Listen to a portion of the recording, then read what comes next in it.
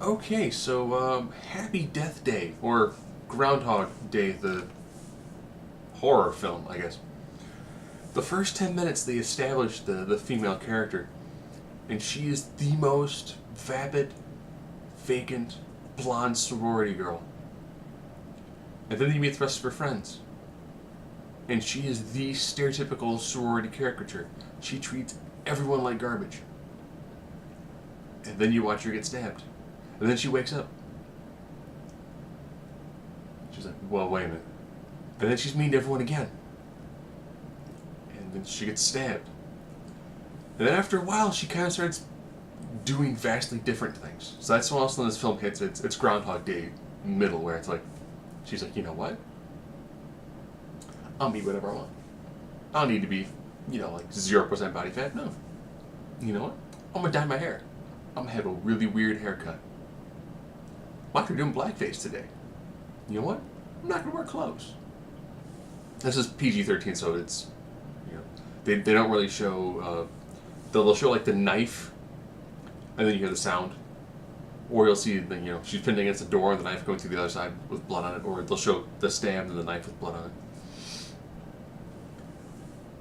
But the weird thing is, as she meets and talks to the one other person who appears to have any redeeming quality in the film,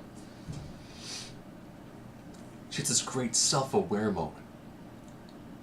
And then as she's constantly being killed, they go through and here's what's going on. And as she becomes more self-aware, she goes from the caricature to a character. So it's just like Groundhog Day. Just someone take out Bill Murray, put him, blonde white girl, and instead of him just waking up, she's gonna die every night and then just come back. And at the end, one of the characters goes, it's like Groundhog Day.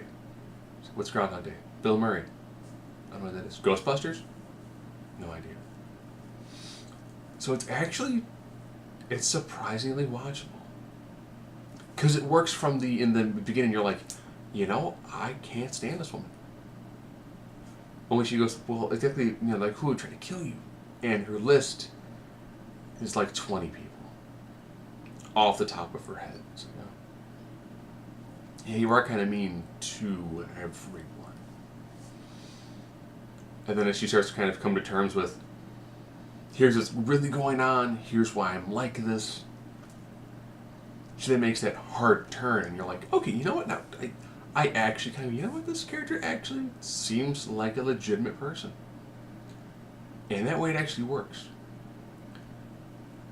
It's some Super Sentai it's like a horror film, because it's not really scary unless seeing somebody in a weird like baby mask scares you repeatedly. If it is, then this is horrifying. And it's surprisingly watchable.